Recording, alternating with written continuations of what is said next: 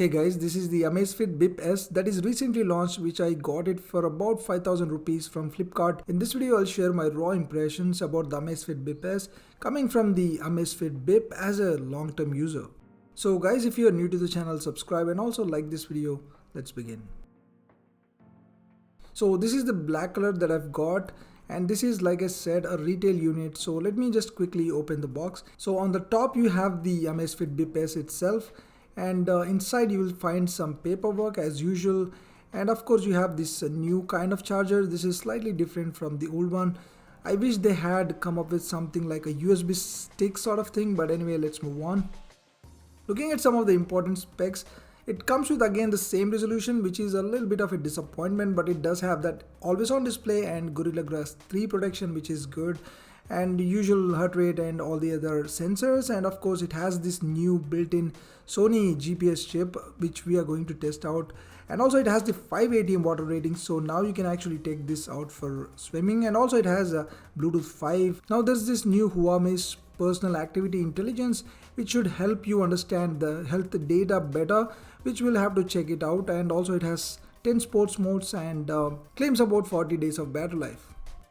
So to power it on the first time, you need to put it on charge, and you need to download this Amazfit app, not the MiFit app. You need to create an account and open the app and scan the app with this QR code that is generated on the watch, and that's pretty much it.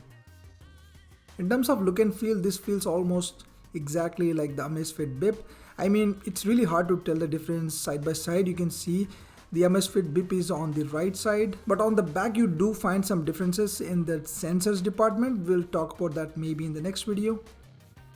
The sunlight visibility, as always, is amazing with that transflective display, and the disappointment is, like I said, the display is still low resolution, so you can see it doesn't look all that sharp. They should have bumped up the resolution. I have mixed feelings about the UI.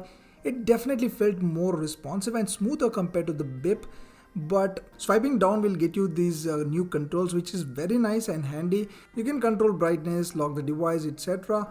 And swiping down will actually get you the notifications, and swiping to the right will get you the weather information. Swiping to the left should get to the menu, but this is where you find the music player, and you will find some other stuff like you see here. And this is definitely not the typical menu, so in order to access menu, you need to actually press this hardware button, and that is where you will get into the actual menu, where you can access a lot of options, as you can see here. And you can also get into the settings, and you can change or customize the watch, like changing the watch faces and the other stuff. There's nothing wrong with the touch response, it's just that I am operating from a weird position, so I won't say the menu is good or bad because it's too early to say that. And I'm not very happy with the watch faces selection, but you can always download stuff from the third-party apps, so that's not really an issue for the Amazfit Bip watches. The race to wake feature works really well. As you can see, it is pretty instant.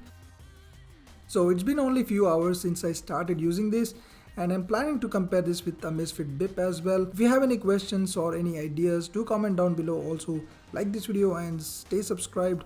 That's been it. Thank you for watching. I'll see you soon.